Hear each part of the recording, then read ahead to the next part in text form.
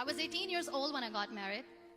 I belonged to a very conservative family, a Baloch family, where good daughters never say no to their parents.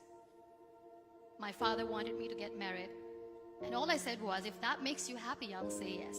And of course, it was never a happy marriage. Just about after 2 years of getting married, about 9 years ago, I met a car accident. Somehow my husband fell asleep and the car fell in the ditch. He managed to jump out, saved himself. I'm happy for him. But I stayed inside the car and I sustained a lot of injuries. The list is a bit long. Radius ulna of my right arm were fractured. The wrist was fractured. Shoulder bone and collarbone were fractured. My whole rib cage got fractured. But that injury that changed me and my life completely was the spine injury. Many people came to rescue. They gave me CPR. They dragged me out of the car. And while they were dragging me out, I got the complete transection of my spinal cord. Those 2.5 months in the hospital were dreadful. I was at the verge of despair. One day, doctor came to me and he said, well, I heard that you wanted to be an artist, but you ended up being a housewife. I have a bad news for you. You won't be able to paint again. Next day, doctor came to me and said, your spine injury is so bad, you won't be able to walk again. I took a deep breath and I said, it's all right. Next day, doctor came to me and said, because of your spine injury and the fixation that you have in your back, you won't be able to give birth to a child again. That day, I was devastated. I started to question my existence. Why am I even alive?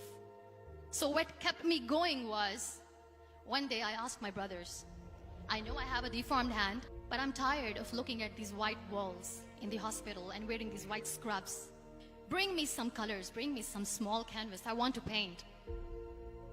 So the very first painting I made was on my deathbed, where I painted for the very first time. What an amazing therapy it was. Without uttering a single word, I could paint my heart out. I could share my story. People used to come and say, what lovely painting. So much color. Nobody could see the grief in it.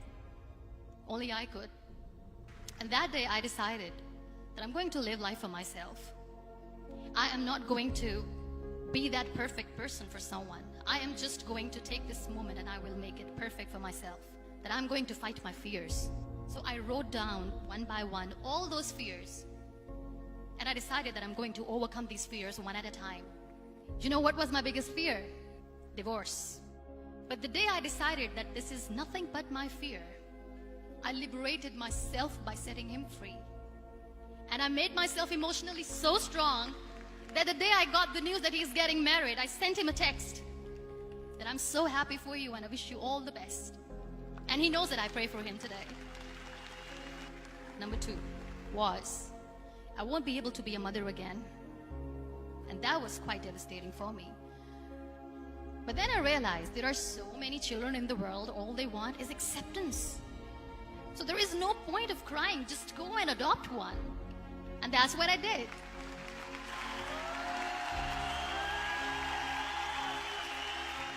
I gave my name in different organizations, different orphanages, and I waited patiently. 2 years later, I got this call from a very small city in Pakistan. I got a call and they said, are you Muniba Mazari? There is a baby boy and would you like to adopt? I could literally feel the labor pain. I said, yes, I am going to adopt him. I am coming to take him home. And that day, I was 2 days old, and today he's 6. You know, when you end up being on the wheelchair, what's the most painful thing? People think that they will not be accepted by the people because we, in the world of perfect people, are imperfects. So I decided to appear more in public. I started to paint. I have done a lot of modeling campaigns. I decided that I'm going to join the national TV of Pakistan as an anchor person. I became the National Goodwill Ambassador for UN Women Pakistan, and now I speak for the rights of women, children.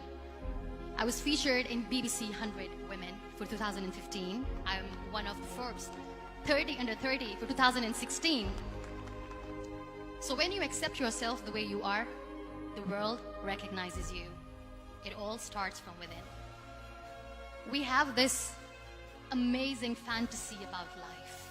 This is how things should work. This is my plan. It should go as per my plan. If that doesn't happen, we give up. I never wanted to be on the wheelchair. Never thought of being on the wheelchair. This life is a test and a trial, and tests are never supposed to be easy. So when you're expecting ease from life, and life gives you lemons, then you make the lemonade, and then do not blame life for that. It is okay to be scared. It is okay to cry. Everything is okay, but giving up should not be an option. They always say that failure is not an option. Failure should be an option, because when you fail, you get up, and then you fail, and then you get up, and that keeps you going. Embrace each and every breath that you are taking. Celebrate your life. Live it. Don't die before your death. Real happiness lies in gratitude. So be grateful, be alive, and live every moment.